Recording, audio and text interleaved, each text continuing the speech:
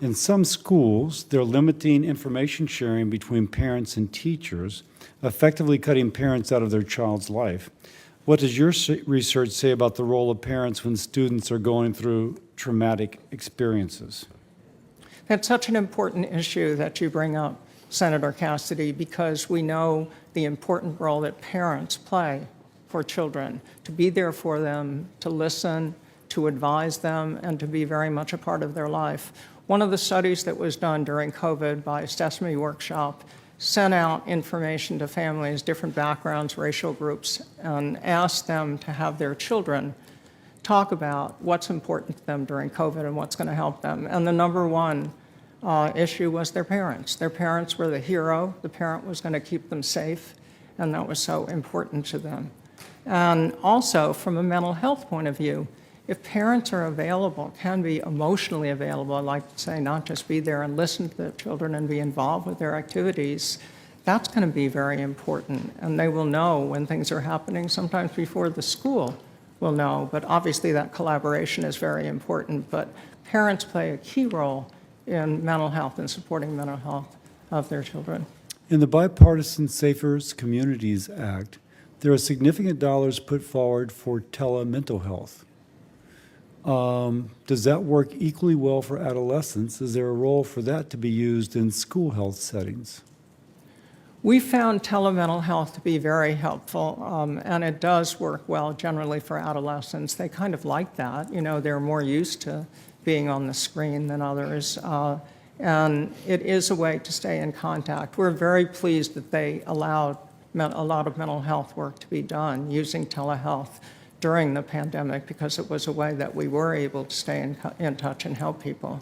For younger children, it can be a little bit challenging. They may want to go press a button or something like that. But we found it to be very successful in working with teenagers related to telehealth, and I hope that opportunity will continue as a way to reach them.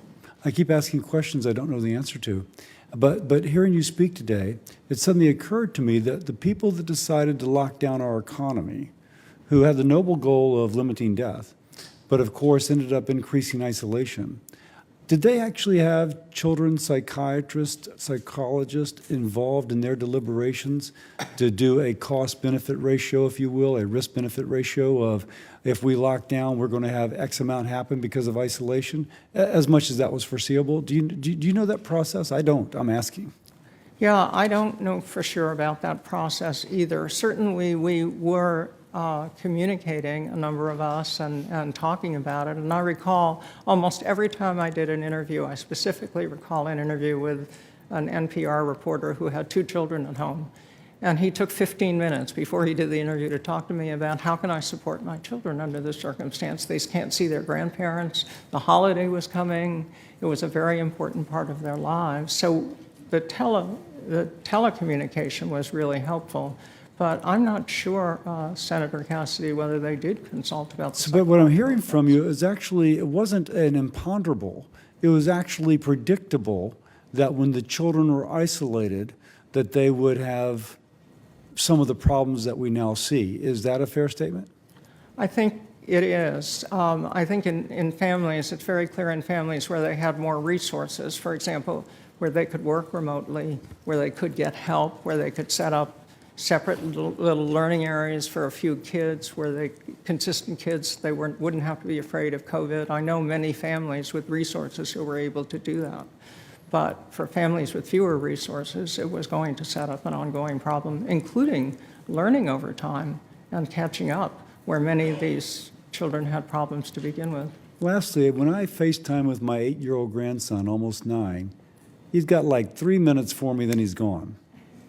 I say that because you're mentioning that telemental health actually works, but at the younger child, they want to hit a button.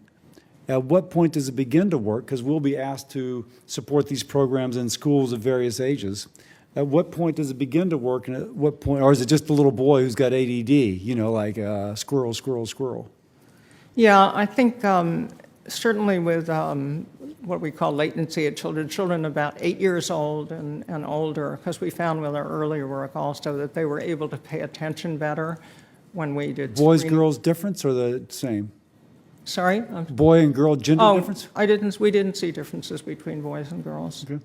But we found with our earlier work that age and older seemed to be going pretty well. But on the other hand, we provided mental health services to the younger children, but again, that was in person. I think it's the really little ones, because as you know, we work with very young children, like under the age of 5, that may have more difficulty with that. But again, if the parent's with them and working with them, and it's really a combination, it's not just a mental health person dealing with a 3 or 4-year-old, it's working with the parent together, dyadic work, and then the parent learns how to support the child. We're finding now in mental health in general, even in person, but certainly virtual, that involving parents, even with teenagers, with older children, is very important as a way to support them. Thank you. Thank you. Senator Markey. Thank you, Mr. Chairman. Before I begin my questions, I want to address, make a comment about the health of trans youth, reiterating some of what Senator Baldwin